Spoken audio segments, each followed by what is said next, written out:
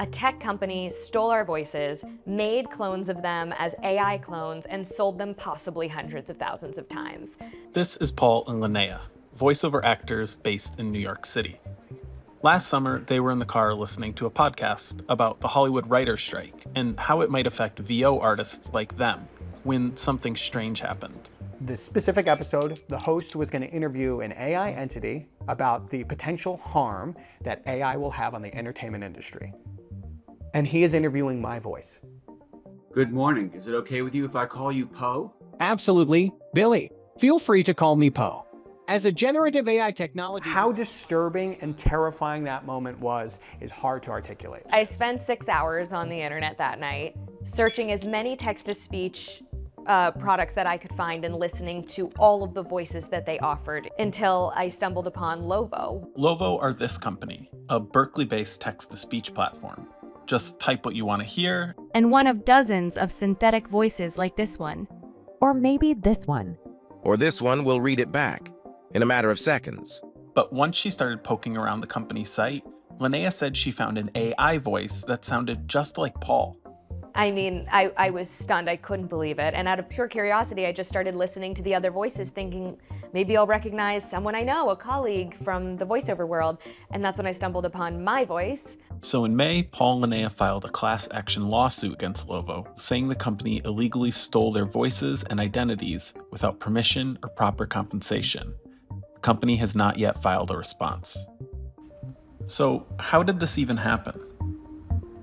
So in October of 2019, a freelancing site that I'm on where I regularly procure voiceover work reached out to me asking if I would record some scripts for them. The couple say the scripts were generic radio ads, ones the user said would never be broadcast, so they didn't need expensive usage rights. They were quite generic. You know, do you need a dry cleaner in Idaho? We're here, right around the corner, your neighborhood dry cleaner. Paul says about 6 months later, he got a similar request to record dozens of generic sounding radio scripts.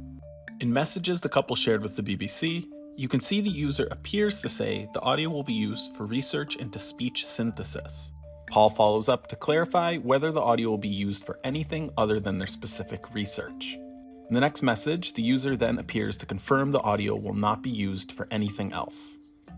And then I asked, will you be changing the order of my audio or using it in any separate way? And they said no. As for Linnea, she says the user she spoke with deleted part of the conversation.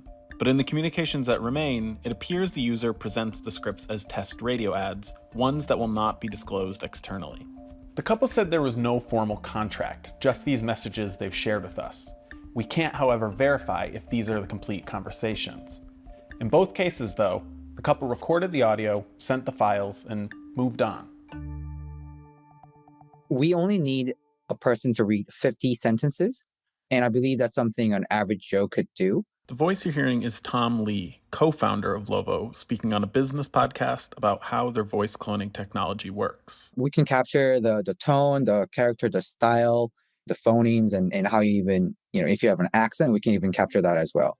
We reached out to Lovo on multiple occasions to request an interview with Mr. Lee.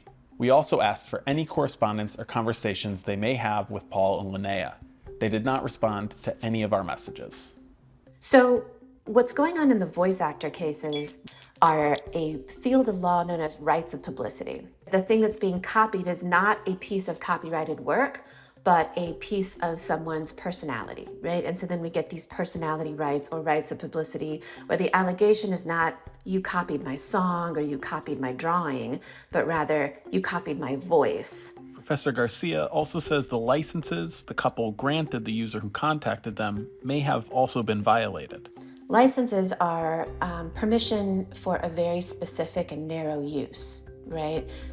I might give you a license that you can swim in my swimming pool one afternoon, but that doesn't mean you can come whenever you want and have a party in my swimming pool, right? That would exceed the terms of the license.